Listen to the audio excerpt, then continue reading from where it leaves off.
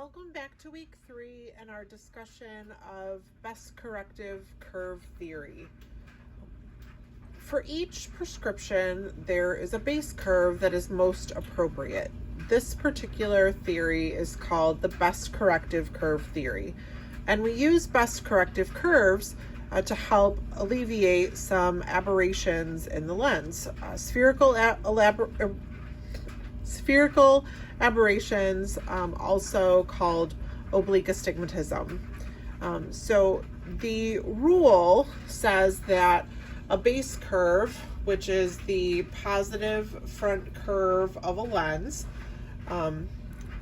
is based on the prescription in the glasses. So if our patient has a prescription of plano to plus or minus 2, we should anticipate seeing this particular lens on a +6 base curve. Examples might be a -150 or a +75. In these cases, we should anticipate a base curve of approximately +6. However, if our prescription falls outside of these ranges, let's say, for example, a higher plus power, we need to change the base curve. If we were to leave the base curve the same, it would create some oblique astigmatism or spherical aberration and make the patient less comfortable in their glasses. That's because all of the change would then have to be made on the ocular curve, and we'd like to keep the ocular curve as consistent for our patient as possible. So if our patient is a plus, we're going to take whatever their prescription is and we're going to add +4 to whatever that prescription is.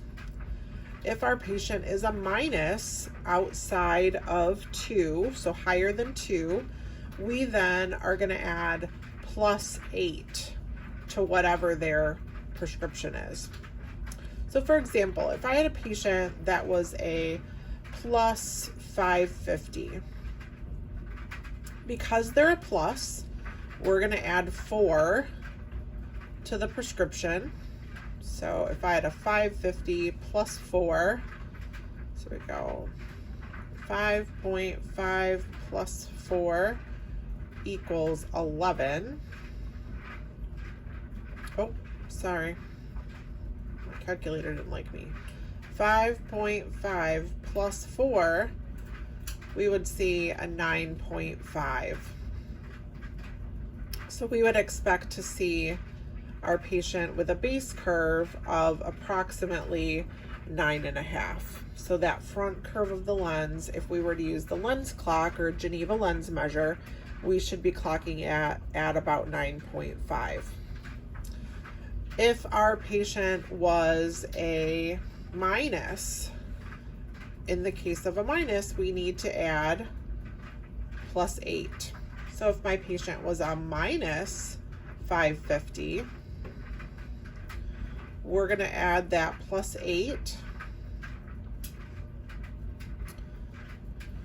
Now in this case, we do have opposing signs. So when we do our math, we're going to subtract the smaller number from the bigger. So we're going to do 8 minus 5.5 equals 2.5. And we know that our 8 was the bigger number, so we're going to keep our plus, and we would then record our 2.5 base curve. So if our patient has a prescription of -550, we should see them with a base curve of 2.50. Now, when we think about the characteristics of lenses, we would anticipate that a plus lens would have more positive curve. So we should see this number increase as our plus increases. With a minus lens, we would see that that lens ends up being flatter. So as our minus increases, our lens should become flatter or less plus. And we can see that in the equation that we just did. less plus means a flatter front curve, and flatter curves are most appropriate for minus lenses. So remember, best corrective curve theory helps to reduce oblique astigmatism and spherical aberration, and the rule of thumb says that a plano to plus or minus 2 should be fit on a plus 6 base curve, and if we are dealing with a minus lens, we're going to add plus 8 to the prescription. If we are dealing with a plus lens, we're going to add plus 4 to the prescription. In either case, this is going to give us the appropriate base curve with the least amount of change on the optical curve of the lens.